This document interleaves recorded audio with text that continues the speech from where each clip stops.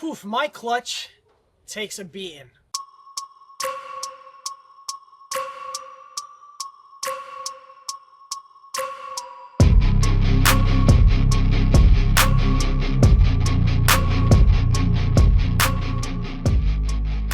I control the power with the clutch, so I like to have the throttle open, and I technically use my clutch as a brake. So I really beat up clutches a lot. Use it on corners, downsides.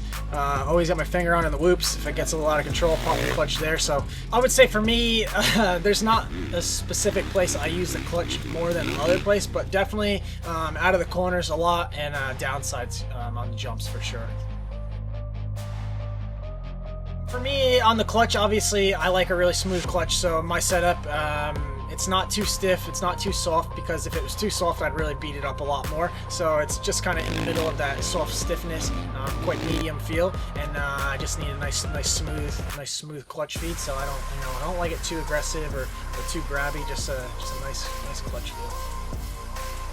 Yeah, in racing is huge, especially the clutch, and for a guy like me, I use the clutch a lot. Like I said, I control my bike with the clutch a lot around the track. So for me, reliability and clutch fade and things like that are really important, and obviously Rekluse has that figured out. So for me, I can hammer that clutch for 20 minutes and it's absolutely fine.